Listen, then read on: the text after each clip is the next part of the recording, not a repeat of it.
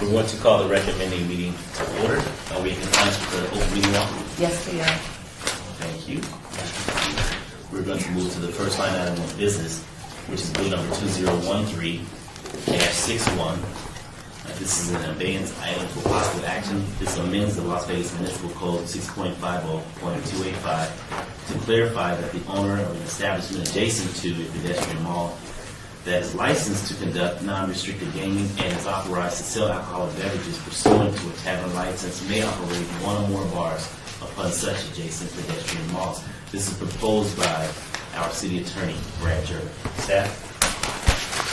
Thank you, Councilman. I'll be speaking on this one myself. Brad Jervik on behalf of the City Attorney's Office. Let me provide the recommending committee with some background before I go into the bill. Mr. I'm sorry. Jim Jimerson for Granite Gaming. We had one other member of our team just running 5 minutes late. If I could ask you to pass it. If it's not appropriate, I understand. Okay, we'll hold on 1 second if you don't mind. Okay, go ahead, Mr. Jervik. No problem.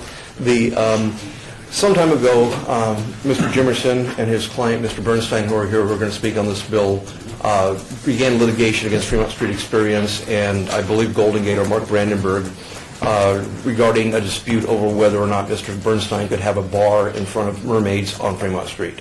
The city was not initially named in that lawsuit. Later, the judge dismissed it, and we were named in the lawsuit, and it is still going on. The judge ruled late last year that ruled basically in our favor, except on one point. The ordinance as it was originally drafted that dealt with ancillary bars on Fremont Street said that if you have a tavern on Fremont Street, you're part of the Fremont Street Experience, you can have a bar, and it says a bar. One of the things that was disputed in the trial, or the hearing I should say, was whether or not a bar meant one bar or meant more than one bar. Staff looks at those words, a bar, as meaning more than one bar, just like we say the Golden Nugget can have a hotel and they have 3 towers. They have a bar, they have more than one bar. That's the way we interpret it. That's why we gave them building permits to build them and licenses to operate them. However, the judge disagreed with our interpretation. She said a bar means one bar. So what I've done is I have requested this ordinance come before the recommending committee to give you an opportunity to examine that issue.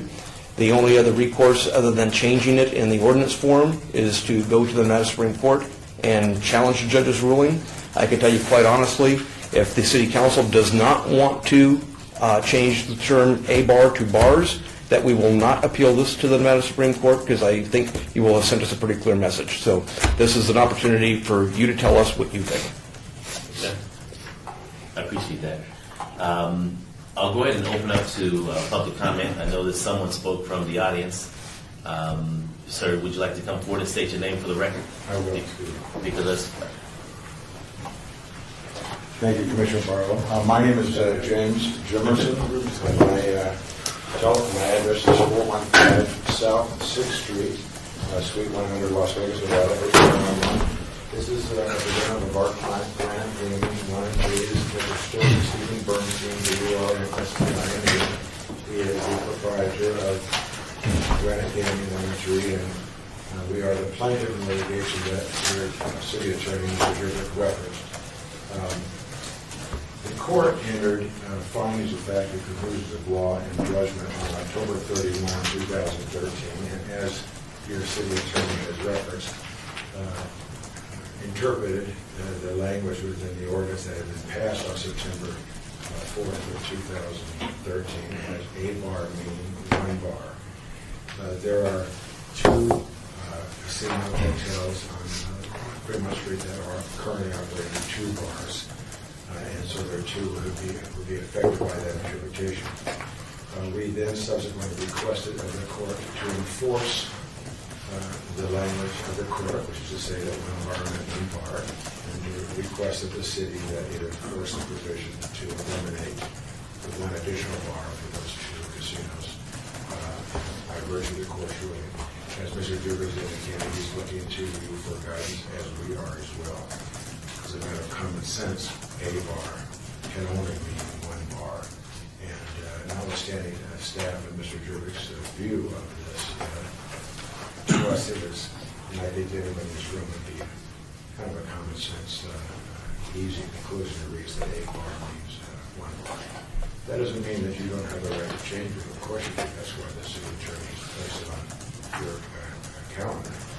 But it's whether or not it makes good policy or not. There's a great deal involved in this matter, this dispute between Granite Gaming and the city of Las Vegas, which I won't bore you with today. It starts with a encroachment, consent agenda item permission that was granted by the city to the city attorney's office in 2012. And Mr. Jurek has testified in open court that this is not a hill to die for. If you're not agreeable to the subordination, the encroachment, master encroachment agreement, he would reverse that. And we believe that it is, Mr. Jurek's attitude is the proper one, is not one to die for. We think the city attorney is correct to allow the city of Las Vegas and its council members the right to control Fremont Street as it relates to alcohol or other what we call protected or particularly troublesome uses like alcohol, factory bars, adult uses, and that type of thing. And by virtue of that, at this point at least, we would ask you for your exercise of discretion to recommend to the entire city council that this ordinance be denied or turned down at this point, with a chance for all parties, the Fremont Street Experience, the individual casinos, Mr. Jurek, as well as myself and our client, to work with you and your staff to see if we can to reach a resolution that makes sense at a time when the city is looking at the concept of bringing too much liquor on Fremont Street, packaged liquor, the like, the irony of individual casino members asking to have more bars and more liquor. The court has indicated that it would enforce this provision. It has allowed you to rule or not rule upon this at this time, but as Mr. Jurek will concede, has issued a restraining order subject to this city's decision tomorrow to prohibit more than one bar per casino. Because it's set forth in the findings of fact of the Rules of Law, findings of fact number 119, the court has indicated the city has conceded that the bars on the center of the street outside of a 10-foot limit on each side of the street are illegal and have been illegal, which is one of the purposes that the city is trying to satisfy as part of its decision, as part of its recommendation on June 4th. But the issue now is more than one bar going to be permitted.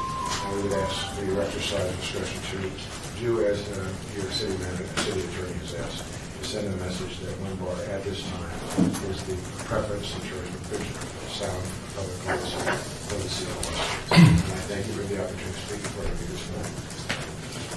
Do you still want us to obey this item? The answer is no. Okay. Our last team member is present, so thank you. Okay. Is there anyone else wishing to speak on this item? If so, please state your name for the record. Thank you. Jay Brown. I also represent Mr. Bernstein. Also, I represent a number of retail establishments on Fremont Street. And I think part of the collateral damage of having too many bars is, you know, you can't walk into a retail store, whether it be at Denny's or anywhere else, with an open container. And when people have open containers, they can't walk into the store. And business on Fremont Street, the liquor business may be good, but the retail business, from what my clients tell me, is not doing that well. And I'm not suggesting that's the only reason. I'm just saying that I just think that's another reason to kind of limit the bars, on Fremont Street. That's all I have to say. Thank you. Okay. Anyone else wishing to speak on this item? Okay, I appreciate it. Thank you, Jeremy. Thank you, sir.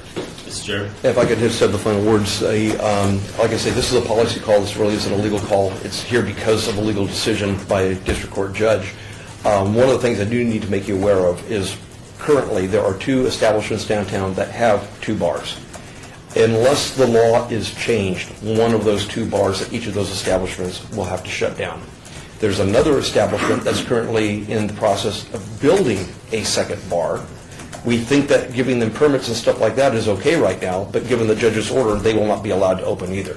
So whatever direction you give today, I just want you to be mindful that 2 establishments will have to close at least one of their 2 bars, and one that's under construction will not be able to open. Thank you for that. I just had one response. Mrs. Bernstein's companies, Granite Gaming, are significant landowners. State your name for the record. Thank you. James Jimerson again. Thank you, sir. I apologize for that. Just want to reiterate that Our client is a significant property owner and business owner downtown. He's not being granted the same rights of either to sell one bar downtown for the reasons that are set forth in our litigation. So there's been an unequal treatment, and that may be caused by itself to allow you to send a message that there needs to be some consideration of their gaming's rights as well as to recognize that a bar does mean it. Okay. Thank you. Is there anyone from the public wishing to speak on this item? If so, please come forward and state your name for the record. If not, I'm going to go ahead and close public comment and also share with you that at this point there will be questions from the dais here. I ask that you please respect our conversation amongst one another, and unless called upon, it will be deliberation between us in relation to how we're going to move this item forward, respectively. So at this time, I'm going to go ahead and close public comment and open up to questions from my colleagues. Thank you, Mr. Chair. I guess I've got to go back to square one. There was a bill that we passed, an ordinance change, which allowed the encroachment into the right-of-way legal. Okay, what happened? It did a number of things. When did we pass that bill? I think it was September of last year. Well, it was not an ordinance, it was a consent agenda item. Just to correct, it was not an ordinance. Are you talking about the encroachment agreement?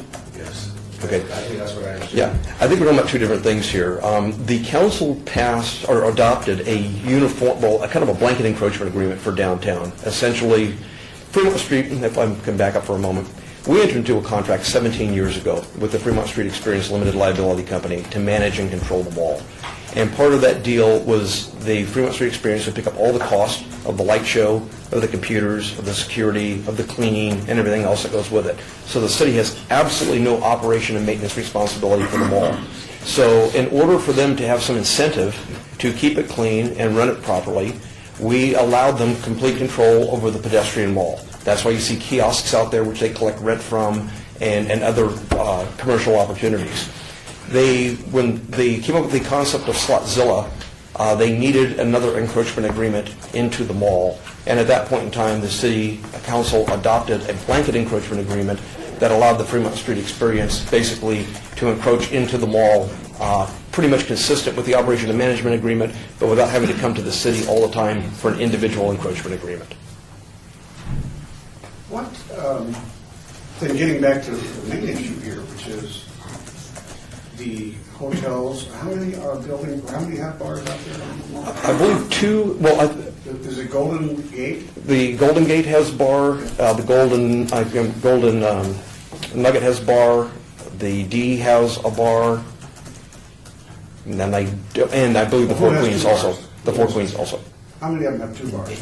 The current ones have 2 bars right now, the Golden Gate and the Golden Nugget. They both have 2 bars.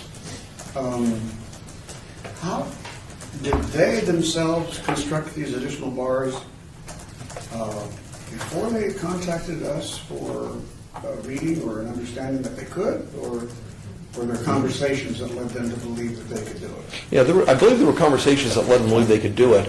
This goes back before Ms. Duddleston. When Mr. DiFiore was here, I think there was a decision made by business licensing that an ancillary bar would be allowed at these downtown hotels, provided it was within pretty much the curtilage of their property, which meant not just the front of the building, but what would have been the old sidewalk. And so those bars started going in on a temporary basis back in those days, and then later they became permanent. Okay, and our reading was that it was okay then at that time? Our reading, I believe it was just business licensee's interpretation that it was okay then, so there was an attempt to take that interpretation and codify it. And that brings us to the ordinance that is, the suggested amendment is being made to today. There was an ordinance that took all of that which had been tradition within the city that everybody thought was within the 4 corners of the law and put it in code form. And in the process of putting it in code form, the code said you could have a bar, and that was interpreted by the judge as being 1 bar. What I think I'm trying to figure out is, we didn't do anything apparently in the first years as these pop-up bars were up and down. And, Correct. We didn't do anything. So Correct. now we allowed, I guess, the unrelated semi, but it seems like it's kind of connected in some way or another when we start to allow them to go out there farther. in the occasion caused by the Slotzilla construction. But why would they think we would approve of the additional bars right in front, fixed position bars, not pop-ups? I'm just trying to figure out what kind of conversation did we have with them? Did we have a memo? Did they ask us for permission? What? Not that I'm aware of, Councilman. It wouldn't have gone through my office. It would have gone through licensing or through building and safety or whoever would have been out there inspecting them. That's how they figured that they might have been able to do it? You think that- I believe so. I think, first of all, the operation and management agreement, I'm speculating right now, by the way. I'm just Yeah. going to say, the operation and management agreement gives them pretty much complete operation and control of the pedestrian wall. And so they can look at that space in front of those hotels very much like we look at the kiosks.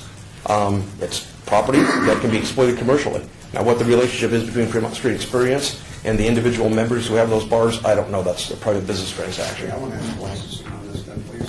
Yeah, please. Okay. Could we have somebody from licensing come up and explain the process as to how these two casinos, or maybe the third, felt like they could go ahead and have additional bars when the ordinance said bar? For the record, Karen Duddleston, Business Licensing Manager. When these were established, there was nothing in ordinance. So the A bar was a codification that we did about a year ago in updating the liquor code and trying to go through everything in the past that had been allowed by custom and making sure that we had a rules and procedure for everyone to go through. So it was under my management that we proposed in our liquor update a process whereby if someone wanted a bar out in front of their establishment on Fremont Street, they would actually apply for that for the first time through some sort of formal procedure, make sure the building department was aware of it because they controlled the encroachment onto Fremont Street and the Director of Public Works. So both of those approvals had to be in place before they could put that bar on their license. So they don't actually get a separate license for that bar. On a tavern license, we simply count the number of bars in order to make up their fee. So the singular bar, A bar language is new. It's new. Okay, so I caught up. I think I'm understanding this a little better. But those bars that were out there all predate that They ordinance. predated it. Yes. But custom and tradition seemed to dictate that they were allowed to have these things. Correct. Okay. That's interesting. Okay. Yeah. Thank you. Councilman. All right, let me try to walk this through my mind here, Brad. And Brad, help me out if I say something that Go ahead. is far-fetched, let me know. So, when it comes to these outside bars on the mall, I kind of like them. I think they're kind of cool. You can sit out there and watch all these crazy people walk around, and it's a little entertaining. So, I don't have a problem with having these bars on the mall. Second of all is. It may be okay to have one casino having multiple bars on the mall. It may be okay, it may not be okay. And third, I really don't want to shut down a bar that's already there. I don't think that's right. I mean, they opened it up. They thought they were doing the right thing.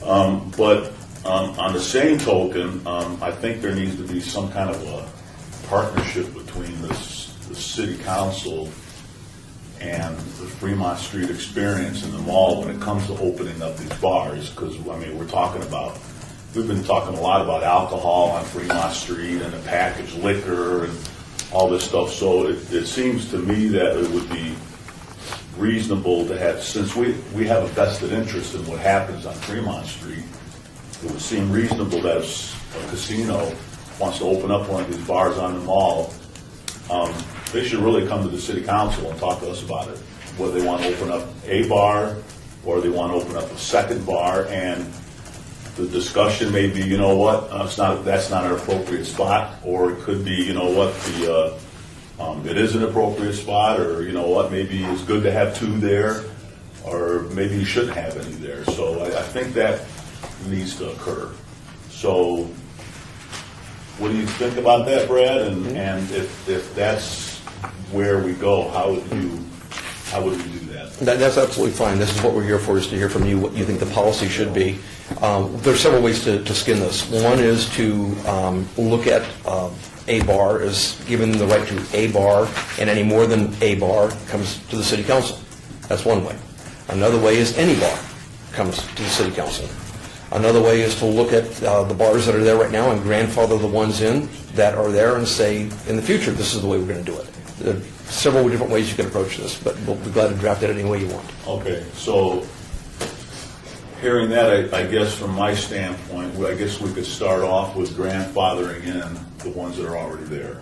Because they built them under the assumption that they were legal and they work with business licensing.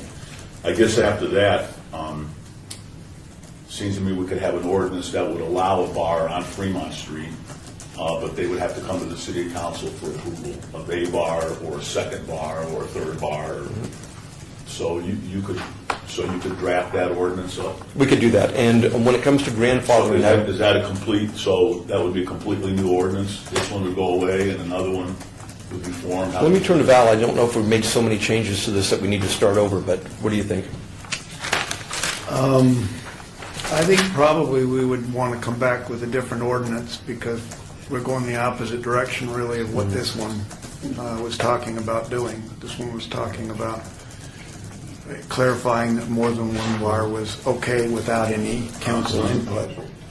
And I think for purposes of letting the public know about the proposal to go in effect the opposite direction, it'd probably be well to do a new ordinance. Okay. All right, those are my comments, so I'll see what you all have to say. Okay. I've got some more as I think about it. Okay. This conversation in regards to liquor has been a part of the city council for the last probably 10 months now in relation to the establishment of additional liquor stores underneath the canopy. We worked in tandem with the downtown business owners in relation to the curfew, minors in the area, and everything that we worked on collectively was all about liquor, whether it be the liquor store, now the bars. We assigned a curfew to Fremont Street Experience. And now the issue that comes before today is whether or not we should have a bar or bars. And I know that's a technical question that's being asked upon this commission today in relation to should it be a bar according to the Supreme Court? Was it the Supreme Court? Well, Who was it? we drafted it. It was a district court judge that said a bar means one bar. Okay. So the district court stated that a bar means one bar, and the ordinance before us here today is to open it up to say bars, which would basically, what is the number of bars? 10, 11, 12, right? So how do we answer that question when in fact a property wants to open up 4 bars? Going back to the conversation that we had in relation to more liquor stores. So does that mean we should open up the conversation and lift the moratorium as it relates to the additional liquor stores? So I understand. this is like Pandora's box to me. The downtown business owners have asked us to address the liquor. Fremont Street Experience came to us and said we don't want any additional liquor stores. But on the other hand, it's okay for downtown properties to have multiple bars. Liquor is liquor. Whether you buy it in the store or you buy it in a glass, liquor is liquor. So to me, you can't speak out of both sides of your mouth. So therefore, being that this body has to come to some formal decision, the decision that I stand on today is to move in the direction of what the downtown business operators asked us to do, and that is to reduce the number of liquor stores. And I know this is off topic of what we're here for today, but I believe that we also have to reduce the number of bars in order to really address the concern, their initial concern in relation to liquor underneath the canopy. So therefore, I stand with the district court judge in saying a bar means a bar. Counsel.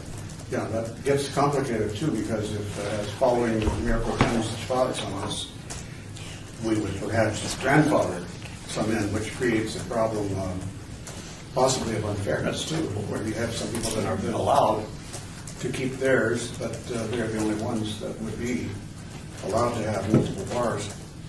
I can't vote for this ordinance as it is today, so for sure, Mr. Chairman, I know you'll want to put this off for another day. But I have to ask a question about when did we, 17 years ago, I think the Fremont Street experience is older than 17 years, but it definitely is kind of out of our control. I think that's what I see here.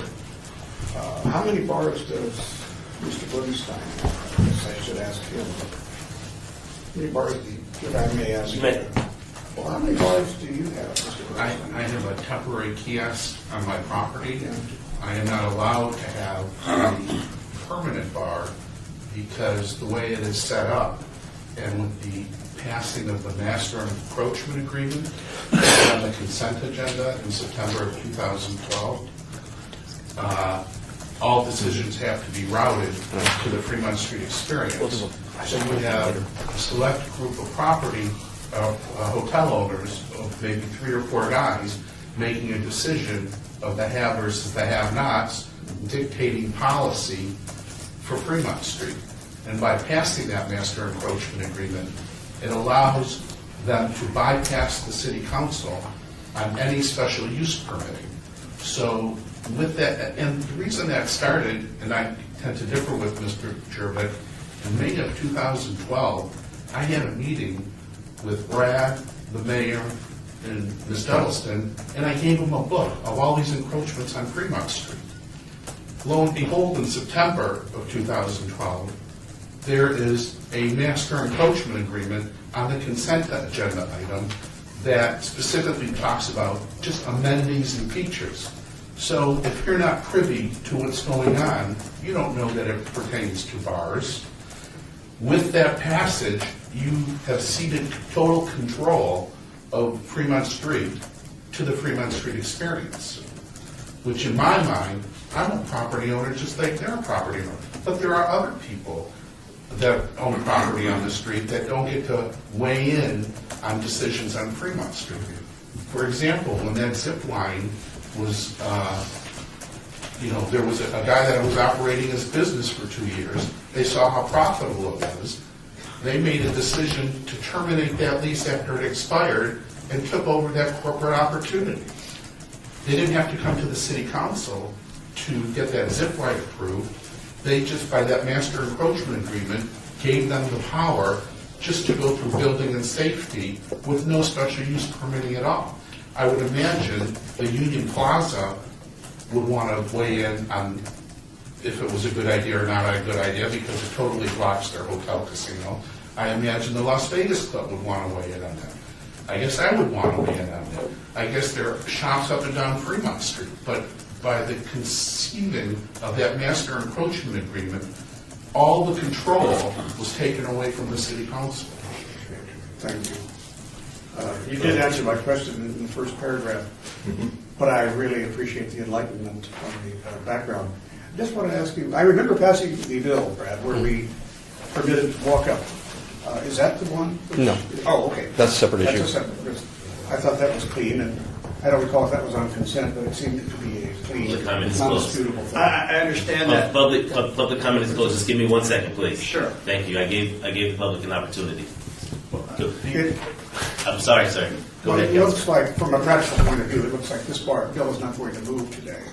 I understand that. I just wanted to let you know I have. Well, hold on 1 second. Hold on 1 second. I don't run my meetings that way. I apologize. There's protocol here, and I opened up public comment, and no one wanted to speak. I shared with you that we're going to have a conversation, and I know that it spawns more concerns and questions. Okay, but just give me 1 moment to run my meeting efficiently, if you don't mind. Thank you, Councilman. Good for you. All right. I don't think I have any further questions. I'll make a motion. Yeah. Okay, hold on 1 second. Brand has a question. I just want to suggest, based on what I've heard, I would recommend that you do a don't pass on this, send it to the council tomorrow, and let the council either vote it down or strike it from the agenda. And then what we'll do is I'll get together with all of you individually and get your individual thoughts, because I'm not hearing consensus here today as to what you all want. Everything from grandfathering to not grandfathering. So whatever direction you want to give me, I'm open to any suggestions. But if you want to continue your discussion to see if you can arrive at some conclusion, that'd be very helpful. Well, from what I'm hearing, and the council members may chime in, what I'm hearing is that none of us are in agreement with moving this Right. ordinance forward. That I hear. Okay, but I will also entertain a motion on this item as well to see if that's in fact will be the motion. So, Council. Yeah, I mean, that was going to basically be my motion to recommend that we not pass this, see what happens at the city council meeting, and if it passes, then it passes. If it doesn't pass, then I would like you to redraft an ordinance with my thoughts involved and the other things that you've heard up here, and see if you can put something together you can bring back that we can discuss again.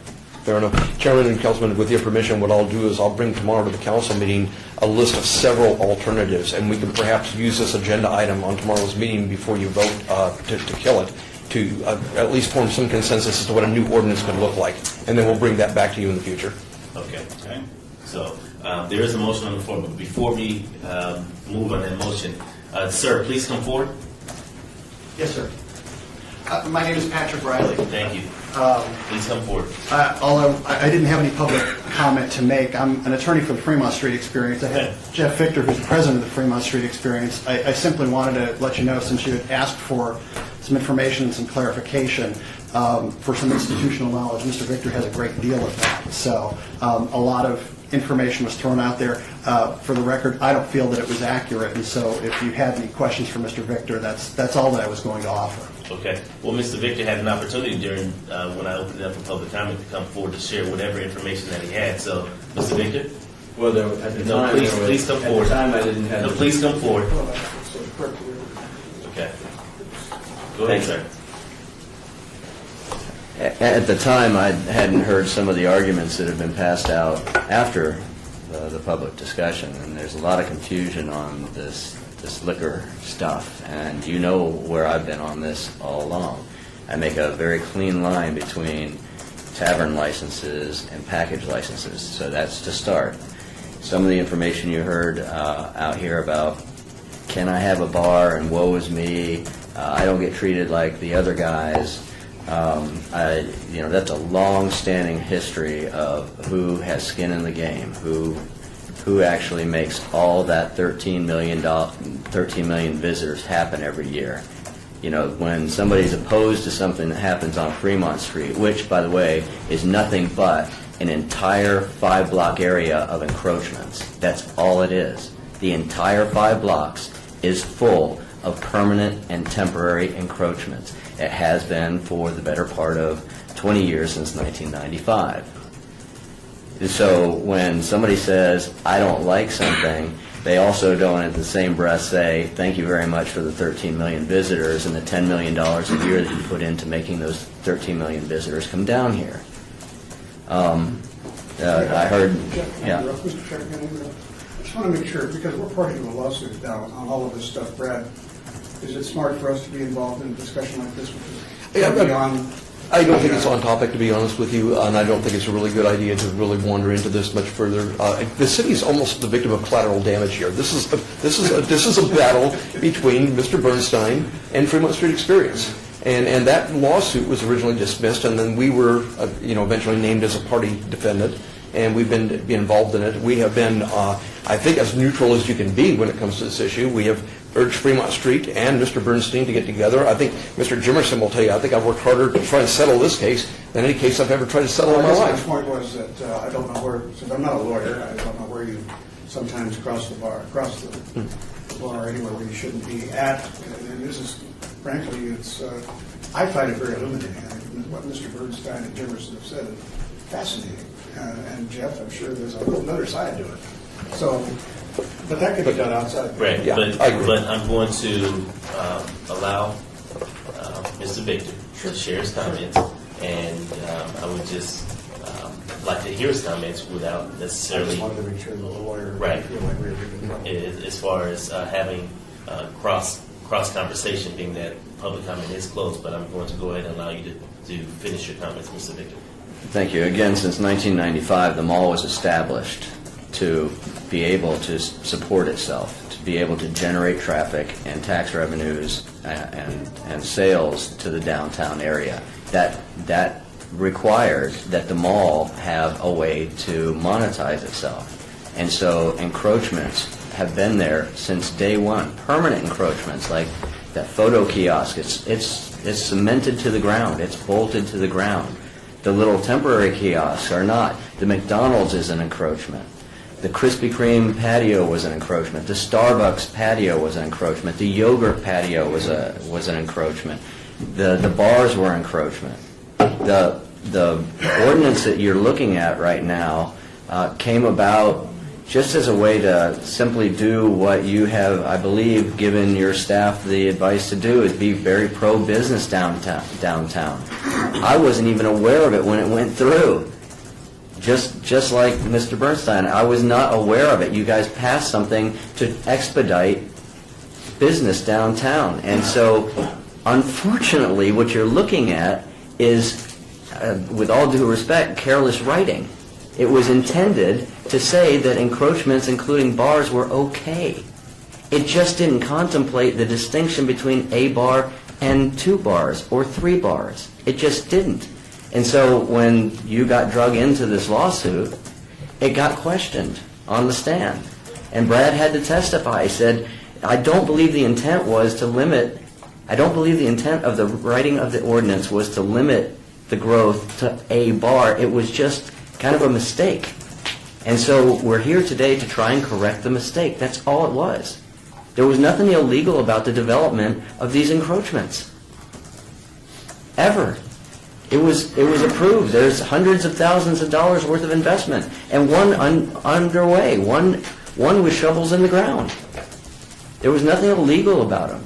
It was just, frankly, you would not have to be having this discussion today if somebody in the crafting of this thing originally had recognized what actually existed on the street, which was multiple bars. It's a one-word correction. That's it. Thank you, Mr. Victor.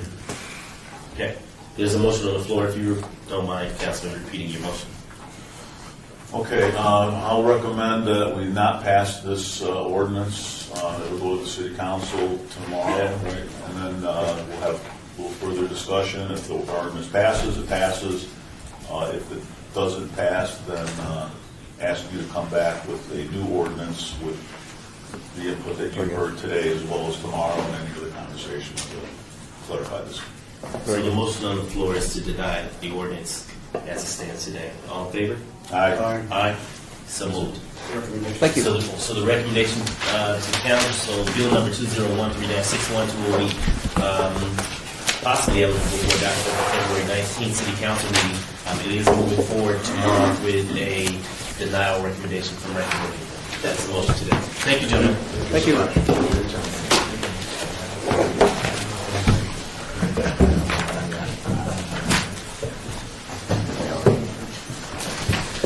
We're now down to bill number 2014-8. This is an ordinance to amend the Unified Development Code to update the standards applicable to home occupation permits, eliminate the exception from the home occupation permit requirement for educational activities, including music lessons, tutoring, and religious instruction. Establish parameters for cottage food operations to be conducted as a home occupation and provide for other related matters. Staff. Thank you, Mr. Chairman. Doug Rankin here for the record. We have amended this ordinance. When it came out, we inadvertently were attempting to correct what we thought was a discrepancy in our ordinance regarding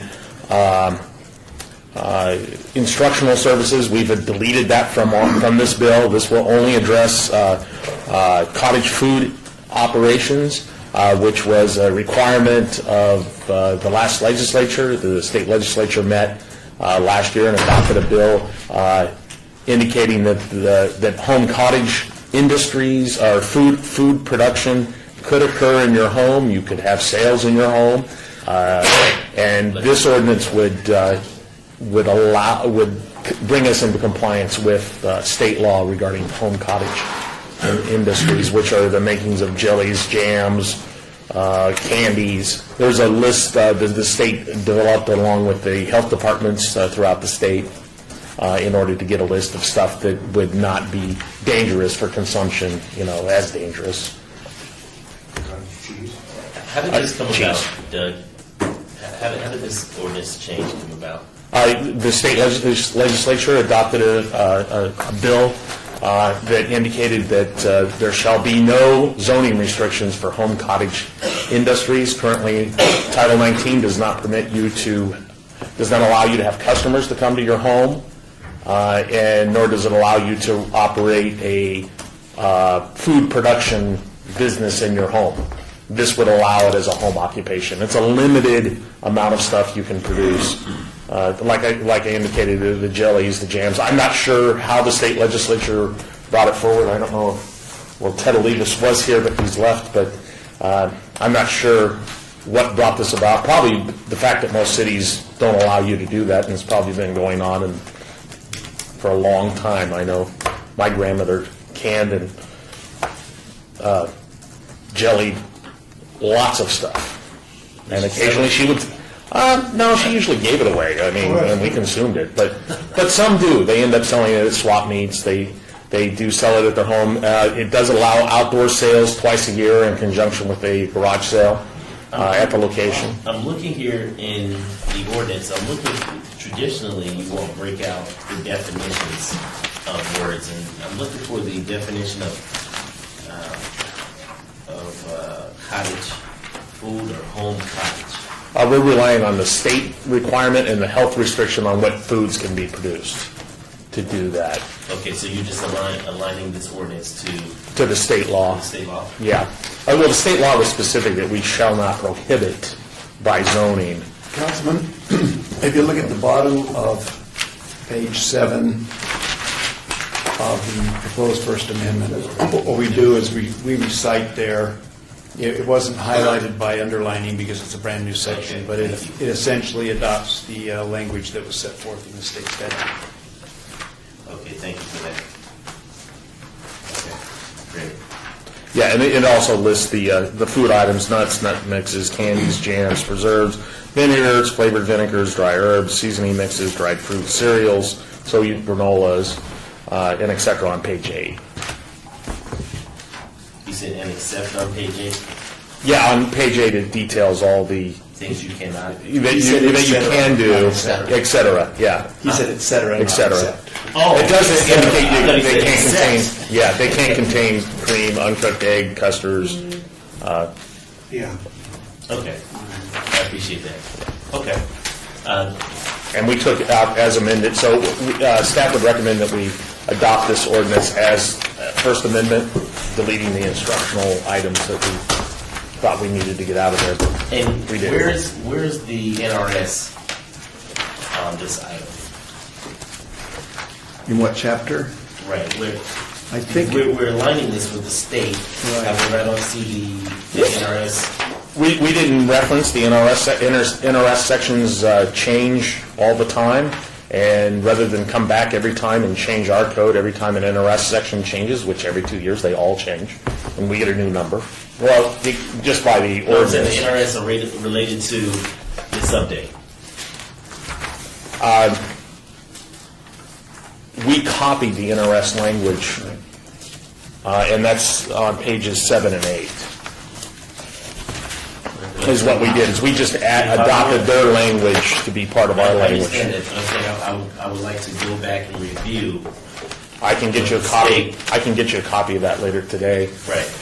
Okay. I did not include it as part of this bill. Okay, because I would like to see what the state has stated to align with what you're proposing here today, as far as the reason for the update. Then I'd recommend we hold this in advance again, and I'll get you that information. You don't have to do that. Well- If you can just give me the information. I mean, Okay, the rest of the other yes. council members want to hold it, but I mean, I just want to have an opportunity to look at them both, being that it's not referenced as far as where I. Yeah, we tend not to reference NRS with our ordinances. State law sometimes doesn't make good municipal law. So, and we've learned that from our esteemed city attorney, Val Steed, that sometimes they don't work together. In this case, it was they were adopting land use language that worked pretty good for us. Okay. So if you can just forward for me the reference, and I can conduct the research along. That'll be helpful. I would like to open up public comment. Anyone from the public wishing to speak on this item, please come forward and state your name for the record. Seeing none, Councilman. Okay, Mr. Chair, I will attempt a motion here to adopt Bill 2014-8 with an amendment to strike language relating to educational activities, music lessons, tutoring, and religious instruction. Strike that language from the title, the summary, and the content of the bill. And pass it as a first amendment recommendation to the council. Okay. Or will be passed. And the reason for the strike? Because it is unnecessary. Okay. All in favor? Aye. Aye. So moved. Thank you. And this bill 2014-8 First Amendment will be eligible for adoption at the March 5th City Council meeting.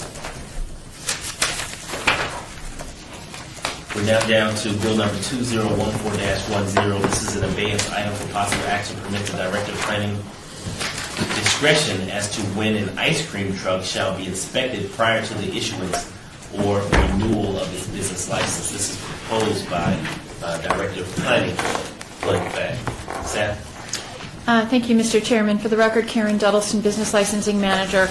On ice cream trucks, we have an ordinance that sets a time certain for the renewal of ice cream truck licenses. So that is the 1st of January. Usually we spend about 2 weeks with all of our inspectors doing ice cream truck inspections. What we have found is we have a lot of ice cream trucks that come in the spring, getting ready to operate for the summer season. They come in January, February, and March. They get inspected, and then they're required to come back within weeks, get inspected again, and pay another fee. So what we want to be able to do is make sure that the director requires inspection before we give a new license to anyone coming in, which we do, and then give some discretion on those inspections. Now that we have civil penalties, what we find, to be really honest with you, we do a 2-week inspection period, so trucks are moving through. We have about a little over 100 trucks that come through. We then go out to the commissaries and we find that some of the equipment that came through for an inspection was then removed and put onto another truck so that they could come through for inspection. So we're watching that more and more frequently. What we would really like to do is move towards a system where maybe we do formal inspections every other year, but on the intermediate year, we go out to the commissaries and do spot inspections and issue civil penalties if we find trucks that are out of compliance with your ordinances. So that is the intent of what we're doing here. Question. When we license each truck, is there a tag that is placed on the vehicle? Yes, there is a tag that is issued every year. So the tag is issued every year. Correct. And the equipment that is placed inside of the vehicles, do we place a tag on those?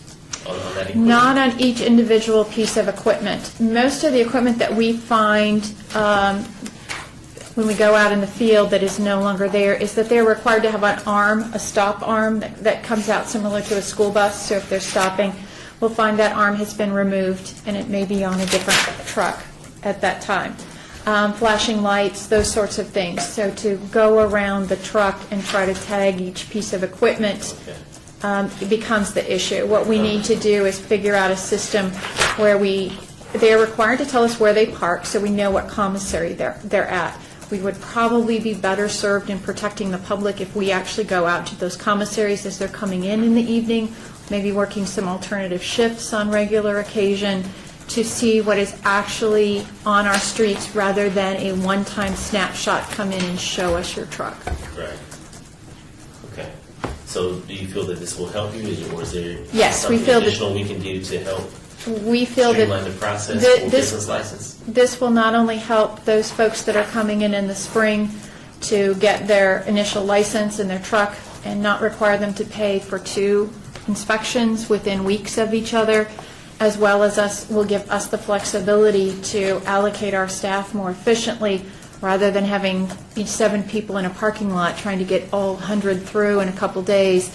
actually deploy in a different manner. Okay. Anyone from the public wishing to speak on this item, so please come forward and state your name for the record. Seeing none, Council. Questions? Oh, no. Okay. Entertain a motion. I move that we recommend we pass to the council. All in favor? Aye. Aye. So moved. Thank you. Thank you. Bill number 2014-10 will be eligible for adoption at the March 5th City Council meeting. We're now down to bill number 2014-11 for possible action on the revision of the uniform regulations for the control of drainage, together with local amendments pertaining to drainage facilities. This is sponsored by Councilman Stephen B. Ross. Staff? Good morning. Jorge Cervantes, Executive Director for Community Services.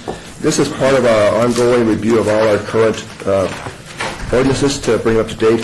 Particularly, this is amending Title 20, Chapter 10, as it pertains to drainage facilities. A couple of changes. One of the changes is replacing the December 17, 2007 uniform regulation for control of drainage manual to the newer February 14, 2013. So it's the newer version of that manual that's adopted by the Regional Flood Control District. Second change is to require that public drainage easements that are not identified as regional flood control facilities be on common lots. Currently today, these drainage facilities can be on individual private lots, but it puts a burden on that private property and having to pay taxes for that portion of the lot that's being used for drainage. By making a common lot exclusive as being part of the taxable portion of the lot, saving that property owner some money. The second change it does is it requires that all drainage easements, whether public or privately maintained, be concrete lined. In the past, we would allow privately maintained drainage easements to be other material, but what we're finding is we're seeing more and more failure of these drainage facilities, and because they're privately maintained, it puts a burden on the HOA to have to repair them at sometimes could be an expensive cost. By making them concrete lined, we reduce the risk of these failures, so it helps the HOA not have to deal with failures and that cost passed on to the individual property owners. I have a question. Council. Thank you, Mr. Chair. Are you saying that, I read that we are requesting, we're ordering that they will be concrete lined? That's correct. I got the impression that they were a problem having them all concrete lined. I was wondering, if you force people to have a concrete lined ditch, you take away the opportunity for them to also have a little bit of a natural environment in their development. What we're finding, Councilman, and we've seen a couple just recently where the cost to repair these are over $1 million, and that cost goes to the HOA of that community. This community may be only 30, 40 homes, so that's a huge significant impact. In the past, we allowed them to be either natural, to be made of asphalt instead of concrete, but we're finding that some of these water flows really erode them to the point that they fail, and because they are privately maintained, that responsibility falls on that HOA, and so it can be cost prohibitive sometimes for these folks to try to repair those.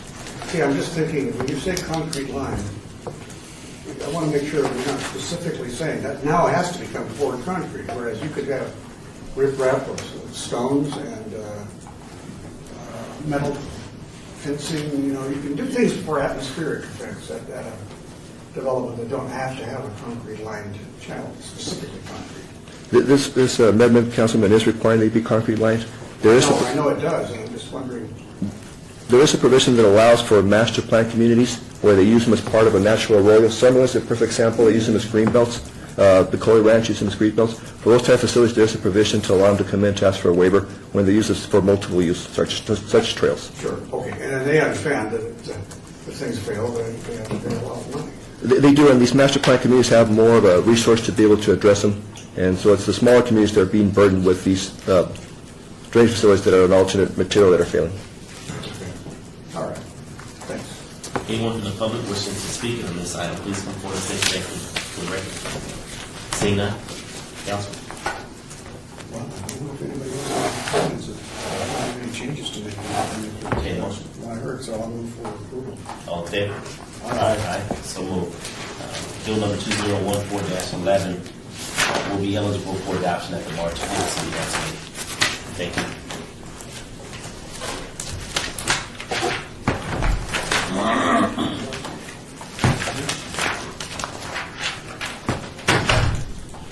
Bill number 2014-12 for possible action updates the appeal and hearing procedures for nuisance abatements in accordance with state law. This is sponsored by Stephen D. Ross and myself, Councilman Ricky Barlow.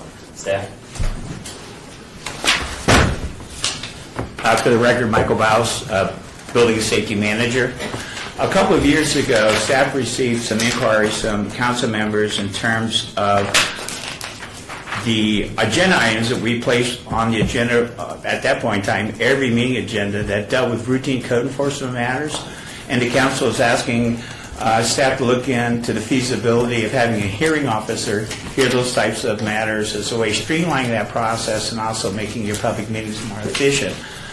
Staff took a look at the NRS provisions that deal with nuisances, and we determined that the NRS provided that the City Council could appoint a designee to hear appeals of notices and orders, to appeal the assessment of inspection costs, but the final step of the process whereby costs are assessed as liens against the property or civil penalties are assessed as liens against the property, the NRS did not provide the authority for the council's designee to hear that. So the council directed staff to Ted Olivas' office to sponsor a bill to amend the NRS to give the council the ability to designate a hearing officer, for lack of a better term, to hear all the code enforcement matters that are fairly routine matters that take up a lot of time on your agenda. So the City Council approved, and the city sponsored AB 25 that moved through the last legislative session and was enacted into law, and did amend the NRS that gives you the authority to designate a hearing officer to hear all code enforcement matters. The bill before you is the implementation of AB 25. So if enacted, the City Council could designate a hearing officer to hear all the code enforcement matters. One of the things I think is important is that when this bill went through the legislative process, the legislators wanted to make sure that the council was kept apprised of the activities of the hearing officer.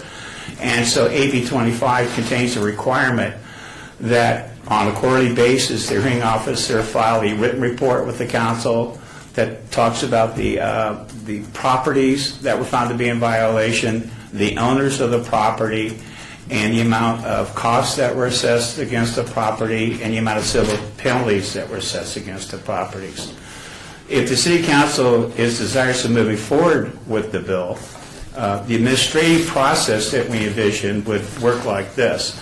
There are some items in your wards, I think, that are unique, that you have history on, that you would want to hear about and be involved in decisions on those properties.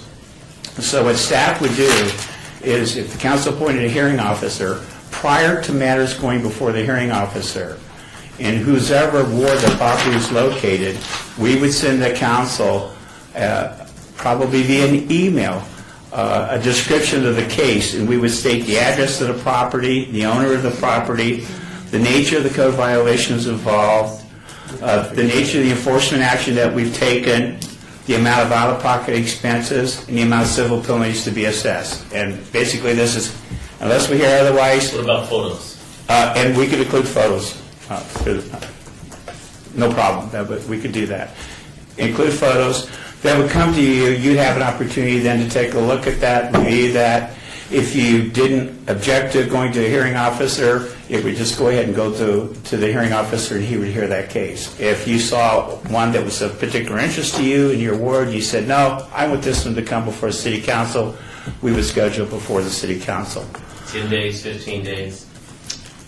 In terms of when we would schedule it before the City Council? As far as the council having a set amount of days before it automatically gets forwarded to the hearing officer. We were looking at 7 calendar days, but if council would like more time, certainly we can do that. That's not in the ordinance. Is that business days when you say calendar days, or weekends included? Weekends would be included. Okay. So this ordinance would then give you the opportunity to implement the hearing officer on code enforcement matters, but still have the ability to hear those that are of interest to you. This would be similar to what we do now with cell towers. Well, we use a hearing officer right now for animal control, business licensing, and parking enforcement. The city. No, the question I'm asking, I'm sorry. you don't know the answer to this, but very similar to how we. Chairman, you are correct. It's The similar cell to towers, notification. they come before the council, we can make the determination whether or not we're here, or just allow planning to take care of it Yes, sir. administratively, correct? Correct, yes, sir. Okay. But, and I'm not familiar with that process. Right, that's, but, yeah, but, I just thought about that. but this would be where it would come to you in form of a communication from code enforcement, and at that point in time, you could tell us which one you wanted to put on the agenda. Okay. The only other comment I wanted to make is the way the ordinance is crafted, and the NRS provides for this, that if a matter goes before the hearing officer, the appeal of the hearing officer's decision is to a court of competent jurisdiction, not to the city council. And the reason we have it crafted that way, candidly, is out of concern that people would use this process to buy time, to not to delay any enforcement action, or it would delay us posting the property and recording the liens against the property. So So you would send them to court? if the hearing officer ruled that the fees and fines be imposed as lien against the property, and the property owner wanted to appeal that decision, that would be to court, as opposed to... Court, municipal court? Val, which court is it? The appeal? Whichever court would have jurisdiction. The municipal court, because it involves a city ordinance, conceivably could, but the judges decide what they hear and what they don't hear. So probably district court, but we'll have to figure that out. We don't set court's jurisdiction anyway. It would be informational because the courts decide whether they have jurisdiction or not. Yes. Oh, thank you. Well, Board 3 has a ton of these, you know, as much or more than anybody else, and they are gut-wrenching. I mean, they're not fun. And yet, I'm just wondering if by, and I like the idea of an intermediate step here, the hearing officer. That I like.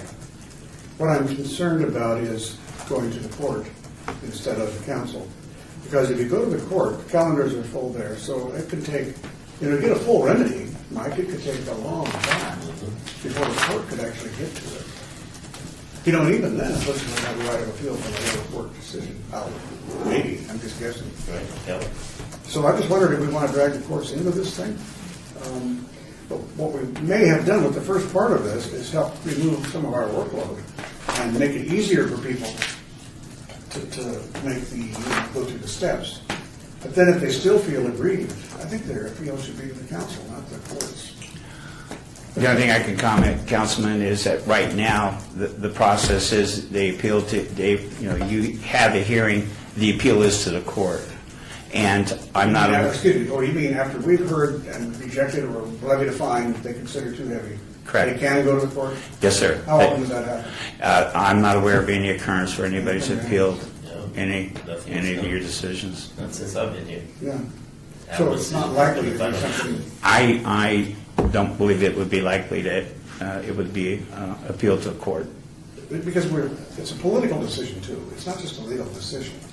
We have to have the ability to recognize and look at the person and say they really don't have the ability to pay, let's say.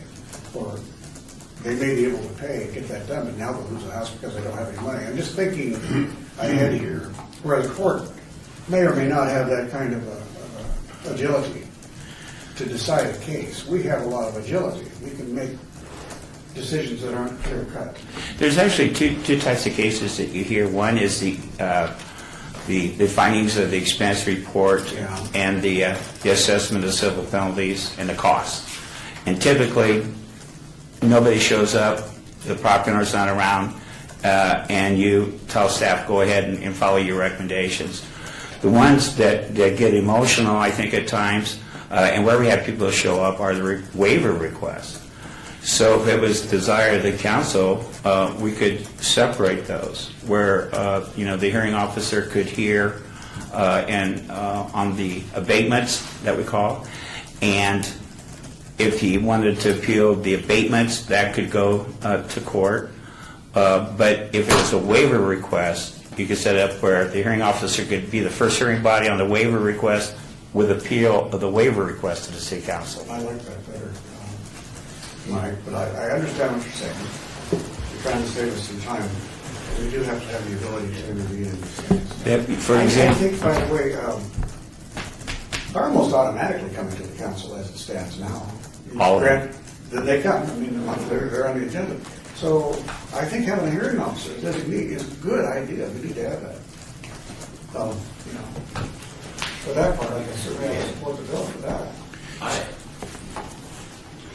My question is, how many items do you bring before us anyway? Because I haven't seen only on average 3 or 4. you have 7 or 8 tomorrow on your agenda. Okay, but on average, what would you say? 3 or 4 per meeting, 7 or 8 a month, but they're fairly, the abatements are fairly routine. Right. Where you're saying assessing the cost, assess the civil penalties. So what is the cost for bringing on a third-party administrator, if you will, to handle such a small caseload? We currently have a hearing officer, John Boyers, on staff, and we estimate the annual cost would be $1,500 for him to hear the code enforcement matters. And we believe that we can cover that within our existing code enforcement general fund budget. We have to do some reprioritizing. But Because to me, it's not impactful at all to have these items on the agenda. It doesn't impact me at all. I mean, I would prefer to actually just continue where we are today. Now, if it were 50 to 60, that would really, bog down our council agenda. I would think that would be a little bit different. I know my name is on the ordinance for the sponsorship, but and I question that too. Sometimes my signature shows up in places that I don't necessarily remember or approve of. And I'm not sure which one it is. Yeah. So I'm not really sure if I am in full agreement with the hearing master, being that there's not that many that really come before us, and we move through them on our agenda fairly swiftly. So my position is to vote the ordinance down. Would be my vote today, but of course you still have help. Depending. I would tend to agree with Councilman Coughlin. I like the hearing officer, and anytime we can streamline our city council meetings, it's fine with me. I mean, it seems to me, I remember these things take almost an hour of the meeting. So I like the hearing officer, especially since we have one on board. I'm kind of also stuck on the city council court thing. Not really sure, it seems to me if you're trying to shorten the time, going to court can take longer, because they just have pretty crazy dockets, and you can bring it to the city council in 2 weeks. So I'm not, maybe your amendment, that discussion you had between some go to court, some go to the city council. If you want to kind of go that route, I'm kind of fine with it.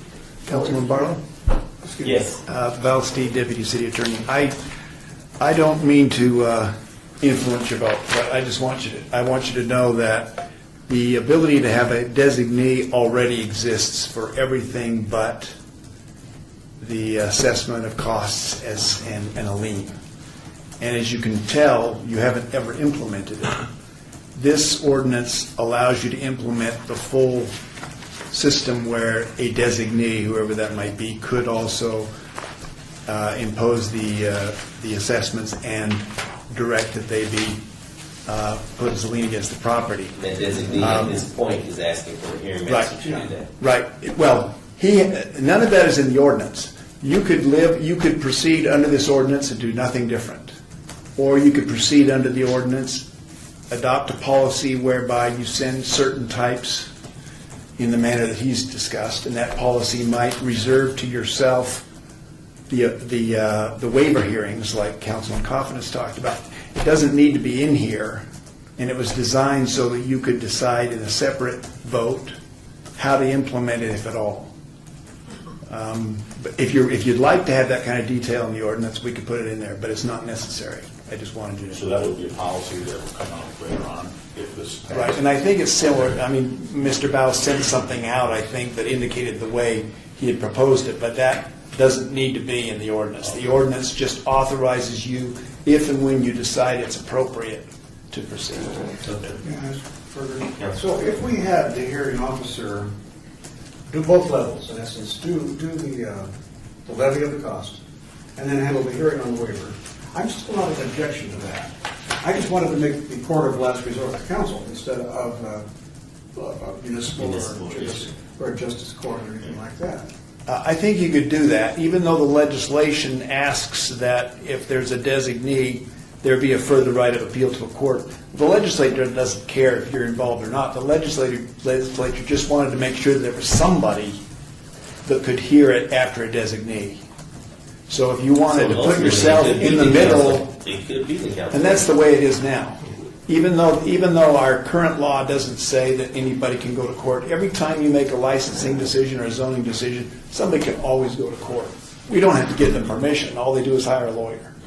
So, but the legislature wanted to make sure if you were not hearing them finally, that somebody felt like their day wasn't over with the designee and that they could have somebody hear it. I think that's the only reason The it's hearing there. officer knows the custom and tradition of the council on the waiver requests, and we have a long-standing policy of being lenient if it helps the situation. In other words, there's a subjectivity that comes in.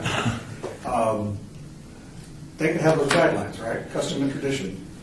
So I don't mind them having to take care of both steps, as long as the, and I think it would speed up our meetings. I know we have a lot of them in Ward 3. But I'm thinking then, if the person feels aggrieved, come to the council. That'll trim it down quite a bit, I think. I don't think we'll have as many on our docket. Okay, so I move, Get to it. do you want to? Let me make sure. Hold on one second. Yeah, Yeah, stop go you real ahead. quick. Go ahead. I just want to make sure. I wasn't sure if I opened up for public comment. Anyone from the public wishing to speak on this item, please come forward and state your name for the record. And if I said it twice, then I'll air the sense of caution. So, seeing the councilman. Okay. All right, Mr. Chairman. Excuse me, 1 second. One more interruption. I forgot, I should have taken advantage of my time. Val Steed, Deputy City Attorney.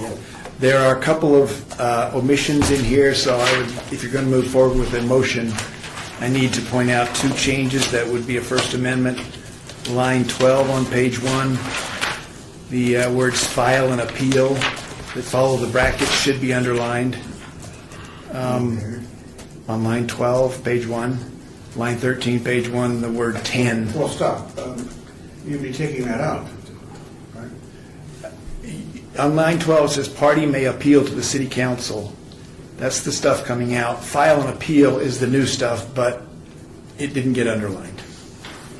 File and appeal substitutes for appeal to the city council. Okay, so the filing and appeal Right. being the new language and replacing Correct. appeal to the city council. Right. The appeal will still go to the city council. Right. Now, it does not say city council if you do that, because you've already taken out Right. its friends. The subsequent language determines whether it's council. Oh. Or we took out appeal to the city council because that was not always going to be the case Okay. necessarily. All right. But we say later on whether it's council or designee. And then similarly in line 13, the 10 replaces 15 and we neglected to underline the 10. That's all. It's a new software. We've been using Word for the first time. The gold standard for lawyers is WordPerfect, and we've been forced to go to Word, and we're suffering as a consequence. But hopefully we won't have too many errors in the future. Take care of this problem to a hearing officer. Right. We will. Make sure it's not city council. Okay, I'll try again. I'll move to do pass on Bill 2014-12 with the following amendments. The technical amendments on page 1 on lines 12 and 13 to indicate underlining under the words file and appeal on line 12 and under the word 10, that the underlining should be inserted there on line 13. And that further, that any mentions of court of competent jurisdiction, since it is understood, it doesn't need to be in the bill. We'll just take it out of the bill.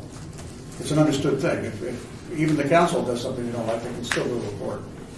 So, Well, we wanted to track the statute. The statute says that if there's a designee, there shall be a further right of appeal to a court of competent jurisdiction. I don't So mind we taking can it out, use but I that like language? to track the statutory language. oh, I see, but for practical purposes, the court of competent jurisdiction will be the council. Well, it would mean whatever municipal court or district court, whatever that is, afterwards, After the council. after the council. All right. Thank you. Is that easily understood for your purposes for the minutes? No. If I have to do a verbatim on it, I will. Okay. All right. Thank It you. works. All right. Your motion? Okay, that's a motion. What is the motion? To send a recommendation to pass to the council. Amended to pass. It will be a first amendment. Okay, all in favor? Aye. Any opposed? Aye. So it's 2-1. Motion passes. And it will be eligible for adoption. This item 2014-12 will be eligible for adoption at the March 5th City Council meeting. Okay, thank you all. And now we're down to citizens' participation. Anyone from the public wishing to speak on any matters on this agenda must be limited to matters within the jurisdictions of the committee. Anyone from the public? Seeing none, entertain a motion. All in favor? Aye.